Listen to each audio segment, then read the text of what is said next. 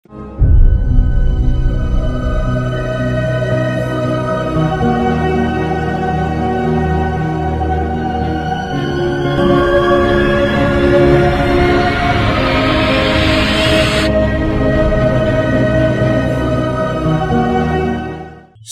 Tune.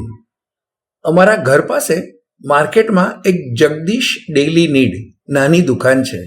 દૂધ, bread, butter, cake, ice cream વગેરે બધું રાખે. માલિકનું નામ જગદીશ. સ્વભાવ મળતાવડો, એટલે ગ્રાહકો પણ રોજના નક્કી. ગલ્લો સારો.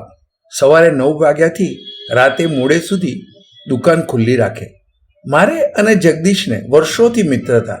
સાંજે વહેલો આવું કે રજાના દિવસે એકાદ કલાક એની દુકાને બેસવું અને ત્યારે એ થોડો ફ્રી થાય, કારણ ગલ્લા પર હું બેસી એને થોડી મદદ કરું અને અમારે થોડી વાતો પણ થાય. એક શનિવારે હું ઘરે હોવાથી બપોરે વહેલો જગદીશની દુકાને ગયો. 4 વાગ્યા હશે. ભીડ ઓછી. છૂટા છવાયા ગ્રાહકો આવે અને જોઈએ તે ખરીદી જાય. હંમેશાની જેમ હું ગલ્લે બેઠો અને વાતો શરૂ થઈ. મેં કહ્યું, સાચું કહું જગદીશ, આ બધા રોજના તારા ગ્રાહકો તારા સારા, સરળ, મળતાવડા સ્વભાવ અને તારી મૃદુ ભાષાને આભારી છે. તારા અમુક ગ્રાહકો થોડા દૂરથી આવે છે. પહેલાં નહીં, પણ હવે આવી દુકાન એમની નજીક પણ થઈ છે, છતાં તારી પાસે આવે છે. જગદીશ બોલ્યો, હા, સાચી વાત છે. એવું પણ બને છે ગ્રાહક આવે અને દુકાન જો બંધ હોય તો જતા રહે અને બીજે દિવસે આવે ત્યારે કહે પણ ખરા, ગઈકાલે તમે ન હતા અને બિસ્કિટ, માખણ કંઈ અર્જન્ટ ન હતું એટલે બીજેથી ન લીધું અને આજે આવ્યા. આ એમની વાતો મને પ્રોત્સાહન અને ઉત્સાહ આપે છે. પછી જગદીશ બોલ્યો, આ બધું મારી માતાને આભારી છે. હંમેશા એ કહેતી, વ્યવહાર, વર્તન, વચન અને વાયદા એવા રાખવા કે તમને જે ઓળખે મળે એ તમારી પાછળ તમારું ખરાબ કે ઘસાતું ન બોલી શકે. એના મનમાં તમારે માટે માન રહેવું જ જોઈએ. પછી મને કહે, ખરેખર જુઓ ને રાજેશભાઈ, હું માનું છું દરેક માણસનો સ્વભાવ અને વર્તન એ એના સિગ્નેચર ટ્યુન છે. મેં પૂછ્યું, એટલે? જગદીશ બોલ્યો, તમને અવતાર ફિલ્મનો એક સીન યાદ છે? જે રાજેશ ખન્ના ધનવાન થયા પછી સિગરેટ લેવા આવે છે. લીધા પછી રાજેશ ખન્ના કહે છે, ખાતે મેં લીખ લેના. અને આ વાત સિગરેટ આપનારને ગમે છે.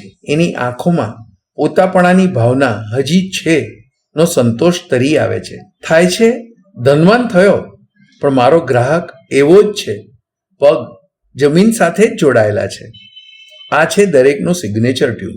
રાજેશભાઈ, જ્યારે 2 માણસ વાત કરે અને એમાં ત્રીજાનો ઉલ્લેખ આવે તો એના વિશે લોકોની ધારણા પ્રગટ થાય. જેમ કે, આ ભાઈ સાથે બહુ વાત ન કરવી, ગુસ્સાવાળા છે. આ ભાઈ બહુ ચીકણા છે, ભાવ કરશે પણ ભરોસો નહીં, વસ્તુ લે કે નહીં. આ ભાઈ નિર્ણય લઈ જ નથી શકતા.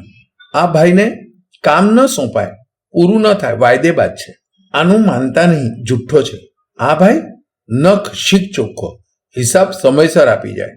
તો કોઈ માટે કહીશું મિત્ર છે, ઠીક, પણ પૈસા પાછા વળવામાં તદ્દન નકામો, ભરોસો ન થાય. તો બીજા માટે કહીશું, એ કહેશે તે કરશે, 30 દિવસ કહેશે તો 28મે દિવસે પૈસા પાછા આપશે.